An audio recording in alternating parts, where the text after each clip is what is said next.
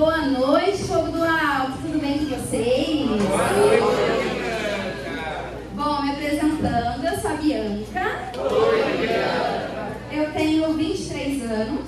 Só isso. Só isso. Sou casada com o Lucas.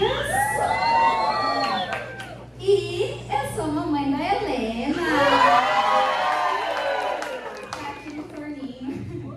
E eu tô muito feliz mesmo, assim, de estar aqui, podendo compartilhar a palavra com vocês, podendo gestar a Helena neste tempo também. Então, realmente é uma grande graça, assim, de estar colhendo tantas graças que o Senhor tem colocado na minha vida. Bom, e aí, né, eu sei que na oração inicial vocês foram muito ruins, né? Tudo que a Isa perguntou, vocês não responderam nada. Então, vamos ver se a gente vai melhorar agora na pregação, beleza? Então, vamos lá. Então, assim, nós estamos vivendo na nossa igreja o tempo da Quaresma. Nós estamos vivendo o tempo da Quaresma. Quem aqui esteve no último grupo? Levanta a mão. Bastante gente. Mas para quem não estava, né, o pessoal aqui vai contar para vocês. Nós estamos vivendo, neste tempo da Quaresma, uma série dentro do nosso grupo de oração. Qual é o nome dessa série? Forja. Então, essa série é a Forja. Então, em cada final de semana, nós estamos passando por uma das etapas dessa forja. Porque o Senhor, neste tempo da Quaresma, Ele deseja mesmo moldar e forjar os nossos corações. E aí, no domingo passado, o João Paulo ele veio aqui e ele passou sobre a primeira etapa do processo da forja. E essa primeira etapa é a escolha do material, a matéria-prima. E aí o João falava que nós somos escolhidos. Nós somos escolhidos para sermos essas matérias-primas. Nós somos escolhidos para ser esse instrumento que será moldado por Deus. E aí, então, ele trouxe também um exemplo da espada. Para a gente fazer uma espada, ele falou que a gente precisa ele trouxe, né, um exemplo de 3 materiais. Vamos ver se alguém vai lembrar aqui. O primeiro material, alguém lembra? Pedra? Ah, tá, o ferro. Muito bem, o ferro era um deles. O outro que ele trouxe? Madeira. E o terceiro? O couro. Então, eu estou vendo aqui na minha frente muitos ferros, estou vendo muitas madeiras, estou vendo muitos couros. Ou seja, o Senhor, na característica individual de cada um, Ele te escolhe, seja como madeira, seja como ferro, seja como couro, para a gente chegar à finalidade final ali, que no caso era a espada. Mas para nós seria o céu, a santidade. Só que, meus amados, a gente tem uma grande questão. Entendemos que somos escolhidos, sim ou não? Sim. Mas não adianta nada nós sermos essa matéria-prima se a nossa matéria-prima ela está impura. Ou seja, se ela está cheia de pecados. Porque, por exemplo, o ferro. Não adianta nada, a gente olha para o ferro, nossa, o ferro é muito bom, ele é resistente. Mas, meus amados, se ele estiver com impurezas, durante o processo da forja, na hora que a gente for colocar ele no fogo, ele não vai ser bom. Se a gente pensar na madeira, se a madeira, às vezes lá por fora, ela está bonitinha, mas se dentro dela, no interior, ela tiver com algum defeito, ela não vai conseguir sustentar ali a espada. E assim também é o couro. Se o couro ele não estiver bom, se ele estiver carregando impurezas, vai ser tipo aquela jaqueta que a gente compra, acha que é couro de verdade, deixa ela no guarda-roupa e quando vai usar, tá tudo esfarelento. Já passaram por isso, péssimo. Então assim, nós precisamos hoje, nessa noite, o convite para esse segundo dia da nossa série Forja é realmente entendermos quais são as impurezas que nós, enquanto matérias-primas de Deus, temos carregado.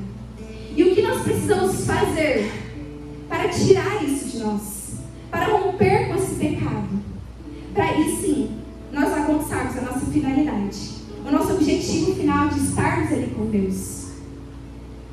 E eu não sei se vocês separaram, mas logo que vocês entraram ali, né, na nossa acolhida, tinha um mural, né, escrito pecado, e em volta vários pecados, que representa o meu, o seu pecado, aquilo que a gente muitas vezes vivencia, e que às vezes a gente vai só empurrando para debaixo do tapete. Mas ao você escritório, em cada cadeira, a gente tinha um papelzinho, certo? Vocês viram o papelzinho? Alguns ficaram olhando, mas não tem nada, não tem uma mensagem de bem-vindo, como assim? Por que tem esse papel aqui, né? Esse papel, meus amados, ele representa, na verdade é para nós nos lembrarmos que lá fora temos sim muitos pecados, nós carregamos isso em nós. Mas hoje, nessa noite, ao olhar para esse papel, é como se o Senhor olhasse para cada um de vocês e dissesse: ei, eu estou te dando uma nova oportunidade, uma nova chance. Se lá fora nós vimos vários papéis sujos, cheios de pecado, aqui dentro, nessa noite, eu quero te entregar um papel em branco. E é exatamente isso, um papel em branco. Porque o Senhor, Ele nos deseja tirar essas impurezas e nos transformar em novas pessoas. E posso falar, meus amados, não é fácil. Não é fácil para mim também vir aqui e falar sobre pecado. Eu particularmente não gosto de pregar sobre isso. Porque eu também aqui na frente também fico numa situação vulnerável. Né? Porque eu também peco, assim como todos vocês. E às vezes é difícil. É difícil porque a gente toca em pontos sensíveis, em pontos que a gente não gosta de mexer dentro de nós. E pecado também, às vezes, é uma coisa que você já ouviu tanto, né? Você sabe muitas vezes o que é certo e o que é errado. Você sabe o que é pecado e o que não é. Mas nós não mudamos. E se o Senhor, Ele vem mais uma vez e nos pede que precisamos ser forjados, e para isso precisamos vencer o pecado, é porque nós não estamos tendo conseguido vencer. E esse é o convite dessa noite. O Senhor, Ele deseja transformar nossos corações, transformar em pessoas novas. E para a gente adentrar um pouco mais nesse assunto e vencermos um pouco mais do que o Senhor quer fazer em cada coração aqui hoje, eu convido vocês a pegarem a sua palavra, a palavra de Deus, lá em Romanos, capítulo 6.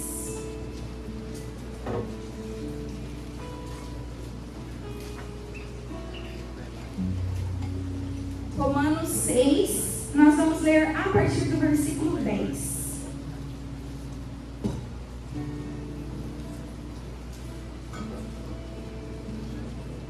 Acharam aí?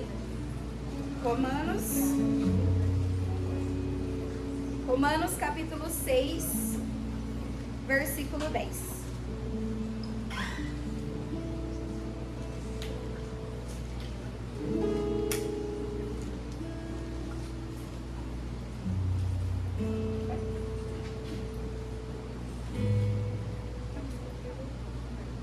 Tá, vou tentar ler para vocês, hein? Vamos ver se minha voz vai deixar. Boa, agora sim. Então vamos lá. Versículo 10. Porque morrendo, Ele morreu a morte, não tem mais domínio. Opa, li errado já. Capítulo 10. Porque morrendo, Ele morreu para o pecado, uma vez por todas. Vivendo, Ele vive para Deus. Assim também vós considerai-vos mortos para o pecado e vivos para Deus em Cristo Jesus. Portanto, fogo do alto, que o pecado não impere mais em vosso corpo mortal, sujeitando-se-vos às suas paixões. Nem entregueis vossos membros como armas da injustiça ao pecado. Pelo contrário, oferecer-vos a Deus como vivos, provindo dos mortos, e oferecei vossos membros como arma da justiça a serviço de Deus. E o pecado não vos dominará, porque não está mais debaixo da lei, mas sobre a graça. Agora vamos lá no versículo 18. E assim, livres do pecado, vos tornastes servos da justiça. Emprego uma linguagem humana em consideração de vossa fragilidade. Como outrora entregastes vossos membros à escravidão da impureza e à desordem para viver desregradamente, assim, entregai agora vossos membros a serviço da justiça para a santificação. Amém? Amém. Gente, essa palavra aqui é fantástica. E talvez você esteja acompanhando aqui comigo, assim, legal, mas não entendi nada, com outras palavras difíceis, o que está acontecendo. Mas vamos lá, fiquem comigo, a gente vai acompanhar aqui e entender, beleza? Bom, então assim, contextualizando essa passagem de Romanos, Paulo ele vai escrever uma carta e ele vai tratar um pouco para aquele povo sobre a diferença assim, da justiça de Deus na justiça ali, dos homens, da lei dos homens. E aqui Jesus ele já havia morto, já havia ressuscitado. E aí Paulo ele vai trazer sobre essa questão do pecado, que os nossos pecados eles foram já pagos através da morte de Jesus, mas que agora nós temos que realmente aceitar isso para nossas vidas e não deixar com que os nossos desejos reinem mais, porque Cristo já pagou o preço. E é um pouco sobre isso que Paulo ele vem trazer nessa passagem. E se a gente pegar aí mais uma vez no versículo 12, vai falar que o pecado não impere mais em vosso corpo mortal, sujeitando-se às vossas paixões. Ou seja, fogo do alto, que o pecado ele não reine mais sobre o coração de cada um de vocês. Que o pecado ele não domine mais, muito pelo contrário. Que agora a graça de Deus faça reinar. E se a gente for prestar atenção, é muito interessante que nada é por acaso, nenhuma palavra aqui na Santa Escritura é por engano. E a gente tem até um estudioso que vai falar, que é o Teodoro de Ciro. Ele vai trazer a diferença de reinado, né? Algumas traduções traz como reinado, aqui na minha está como não império. E ele vai trazer a diferença de reinado para tirania. E ele vai dizer, preste atenção nisso, que um tirano é aquele que governa sem o consentimento das pessoas. Então, muitas vezes ele fala, governando, mas as pessoas nem queriam perguntar. Agora, já o reinado, já o império, é quando aquela pessoa que está governando, ela tem o consentimento das pessoas. E a passagem vai dizer que o pecado não impere. Ou seja, meus amados, se o império é aquele que tem o consentimento, nós pecamos porque nós consentimos com isso. Nós pecamos sobre o alto muitas vezes porque nós queremos pecar. Porque é gostoso pecar. É gostoso talvez viver ali uma vida do mundo. É gostoso. E aí talvez para a nossa carne hoje chegar e falar, ei, fogo do alto, vocês não devem mais gostar do pecado, talvez seja até um pouco duro. Mas o Senhor essa noite Ele quer dizer para cada um que você muitas vezes não precisa necessariamente parar de gostar do pecado. Preste atenção nisso. Isso o Espírito Santo ele vai trabalhar em nossos corações com o tempo. Isso o Espírito Santo vai semeando ao longo do caminho. Mas primeiro, meus amados, primeiro de tudo, nós precisamos matar os nossos desejos. Nós precisamos dizer para o nosso corpo quem que realmente reina. Dizer que não é mais o pecado, mas que sim é a graça de Deus. E como é difícil isso? Como é difícil, eu sei que é. Muitas vezes, sei lá, passa uma pessoa na rua, e aí talvez uma mulher com uma roupa mais curta, mais justa, talvez os homens já vão querer, já vão na hora olhar ali, talvez as mulheres também já querendo ficar brava ali, já ficando irritada, não sei. Mas assim, talvez esse primeiro olhar não necessariamente seja um pecado. Mas a partir do momento em que nós voltamos o nosso olhar para essa pessoa, com um sentimento de desejá-la, ou com um sentimento de julgamento, aí sim nós estamos consentindo. Aí sim nós estamos pecando, porque nós queremos pecar. Se a gente tem uma inimizade, a gente tem raiva de uma pessoa, às vezes vem assim até mais forte que a gente, né? Nossa, pega um ranço ali de alguém. Talvez esse primeiro rancinho não seja necessariamente um pecado.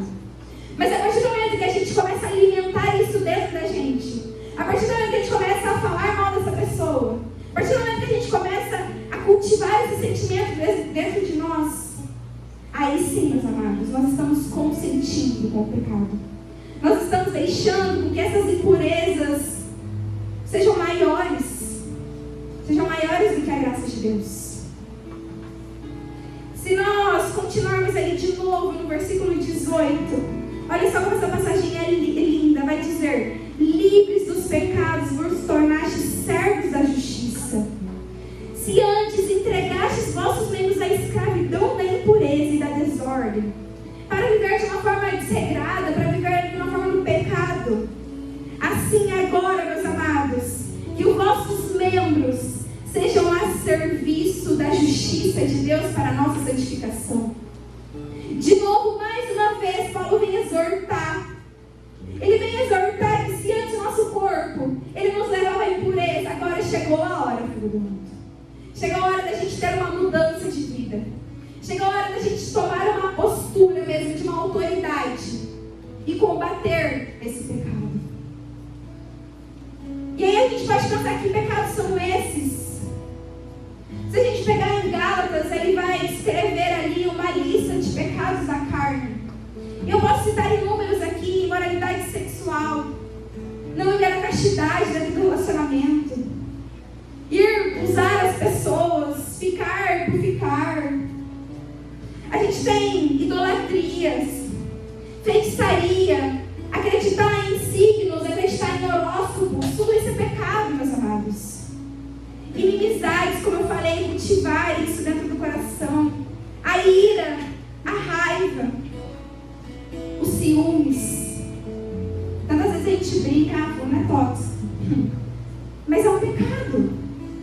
É um pecado também, meus amados. Egoísmo, embriaguez e tantos outros que eu poderia descrever. Mas sabe qual é o problema?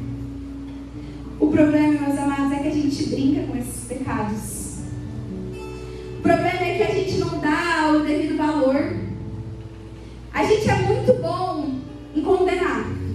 A gente é muito bom em chegar aqui e falar assim: ei, não viva a castidade, ou melhor, viva a castidade dentro do seu relacionamento. Não peques. Nossa, por que absurdo? A gente é muito bom em apontar os dedos. A gente é muito bom em vir aqui, às vezes, condenar quem vive a vida em cervejadas, em baladas. Às vezes a pessoa vem no grupo de oração, a gente olha e diz assim: isso aí, não sei o que está fazendo aqui, porque lá fora nós somos muito bons nisso. Mas nós nos esquecemos. Nós nos esquecemos daqueles pecados que muitas vezes a gente acha que está tudo bem. O nosso pecado de estimação é que a gente: não, isso aqui não é tão grave assim, não. Falar mal dos outros, não. Isso aqui, tranquilo. Sabe, meus amados, o Senhor, ele vem nos exortar nesse sentido, porque a gente quer medir os pecados. A gente é muito bom em: não, isso aqui é muito errado, isso aqui é mais certo, isso aqui. E a gente esquece daqueles pequenos pecados. Daqueles pequenos pecados que muitas vezes a gente não fala, muitas vezes a gente acha que é normal, e a gente não se arrepende, e aquilo vai virando mais uma coisa comum. E isso, meus amados, vai abrindo brechas. Vai abrindo brechas para que o inimigo, ele realmente vai nos comendo assim, vai nos puxando aos poucos. Por isso que é necessário que nós paremos de uma vez por todas de brincar com os pecados, de achar que é exagero. Quer um exemplo disso? A gula. Quantas vezes nós vamos em um rodízio e o que a gente fala? Não, eu vou lá, a gente fala brincando, mas é verdade, né? Eu vou lá para dar prejuízo. Não, eu vou lá porque eu tô pagando, então eu vou lá porque eu vou comer até estourar o zíper da calça. E é isso. E a gente brinca com isso, a gente brinca com essas situações. Mas posso falar uma coisa? Talvez doa. A verdade é que quando a gente vai para o rodízio para dar prejuízo, nós realmente demos. Nós demos prejuízo para a nossa alma. Porque nós pecamos através da gula. E isso vai nos afastando da graça de Deus. Parece uma coisa pequena, parece uma coisa boba, mas como eu falei, são as brechas que aos poucos nós vamos abrindo. De pouquinho em pouquinho. E talvez você fale, vai criando, isso aí é exagero. Não precisa disso tudo também não, né? Isso a gente ouve o tempo todo, a gente ouve lá fora, a gente ouve dentro da igreja. Quantas vezes eu já ouvi isso também? Porque é exagero você mudar suas roupas do guarda-roupa, parar de usar roupa curta, parar de usar roupa decotada. Porque é exagero viver a castidade dentro de um relacionamento, não precisa disso. É exagero pensar na gula. Ai, não precisa de tanto, não é assim também. Meus amados, os nossos santos, eu fico imaginando o santo. Os santos são aqueles que pensar no pecado é uma coisa que dói. Pensar em pecado é uma coisa que assim constrangia o coração. E quantas vezes nós pecamos e isso já nem faz mais diferença. A gente já nem sente mais, já não dói mais. É um pecado ali, um pecado aqui, e continua e vai, tá tudo bem, tá tudo certo. Meus amados, a santidade não é exagero. Remover todos esses pecados não é exagero. Nós precisamos ter uma juventude que realmente deseje. Uma juventude que realmente, assim como os santos falavam, se viver é Cristo, morrer é lucro. Não um desejo de morrer, assim, que eu não gosto de viver, não nesse sentido. Mas no sentido de desejar tanto o céu, mas desejar tanto, que morrer se torna lucro. De se encontrar, poder pensar em se encontrar com Deus, é uma coisa assim que queima os corações. E cadê os santos de hoje em dia? Cadê os santos que pensar em pecado dói? Cadê fogo do alto? Cadê essa juventude? Que é assim como na passagem que nós lemos em Romanos. Cadê essa juventude que vai chegar e vai falar assim: ei, pecado, você não reina mais aqui no meu coração. Você não tem mais espaço. Cadê fogo do alto? O céu, meus amados, é dos violentos. E nós precisamos ser violentos. Nós precisamos não querer negociar com o pecado. E eu sei que é difícil. Quantas vezes, meus amados, assim como eu falava, quantas vezes eu também já vivenciei coisas da minha vida. Sabe quantas vezes eu pensava, eu desejava estar num lugar e eu sabia que não deveria. E as pessoas olhavam para mim e falavam assim: mas para você é fácil, porque você vive na igreja. Mas só eu sabia o quanto doía. Só eu sabia o quanto eu queria estar naquele lugar, mas que eu não deveria. E aí, só para continuar aqui no testemunho, de um tempo para cá, eu tinha muito negligenciado, assim, a questão do pecado. Parece que eu não estava mais me arrependendo de verdade, sabe? Era um pecado ali e eu falava assim: mas isso aqui, não sei, eu sei que é errado, mas assim, não é tanta coisa assim, não é meio pecado, sabe? Ficava tentando negociar com Deus. E só eu sei o quanto isso foi abrindo brechas. Só eu sei o quanto isso foi me distanciando de Deus. Uma coisa pequena, uma coisa que a gente nem percebe. Por isso, é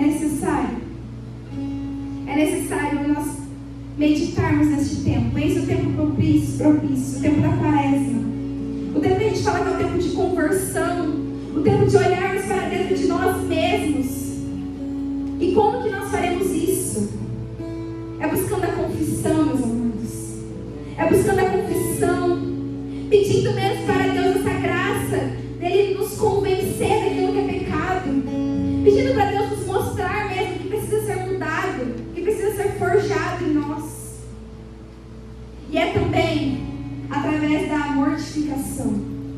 Quando a gente fala de quaresma, a gente fala de penitência. Não é uma coisa boba, não é uma coisa à toa. É nós, muitas vezes, renunciando a algo que gostamos, para mostrar para o nosso corpo quem que manda de verdade, quem que reina de verdade. E por isso, meus amados, para que a gente possa realmente viver neste tempo, eu quero te convidar agora a fechar seus olhos assim, e que você possa refletindo como tem sido a sua vida, como tem sido assim a sua caminhada com o Senhor. Quais são os pecados que muitas vezes têm te afastado da graça de Deus? Seja preguiça de rezar, preguiça de fazer aquilo que deve ser feito, a gula, a inveja. Quantas vezes você tem olhado para alguma pessoa e desejado o que ela tem? A fofoca. Quantas vezes você tem participado de rodas dentro da sua escola, da sua faculdade, do seu trabalho? Falado mal das pessoas? Quantos vícios, bebidas?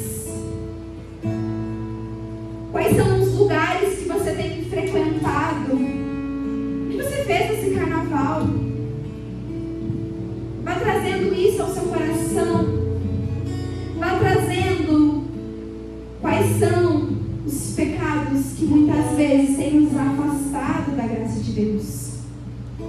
Quais são os pecados que têm nos tornado com essa matéria-prima impura? Quais são essas impurezas que têm carregado nossos corações e que têm impedido com que Deus ele possa trabalhar em nós? Vá pensando. Eu sei que talvez você esteja cansado, mas não perca esse momento, meus amados. Você não está aqui nesse auditório, nessa noite à toa. Você está aqui porque o Senhor realmente te escolheu. E o Senhor realmente deseja fazer no seu coração. Por isso, vá trazendo, vá pensando mesmo aonde os seus pés têm te levado, aonde o seu olhar tem te feito pecar muitas vezes. No seu celular, no seu Instagram, o que você tem pesquisado? O que tem aparecido para você? Vá pensando, vá trazendo isso no seu coração. E agora, eu te convido a se colocando de pé. E ainda refletindo sobre essas impurezas, eu peço que você dê um passo assim para o lado, assim, se distancie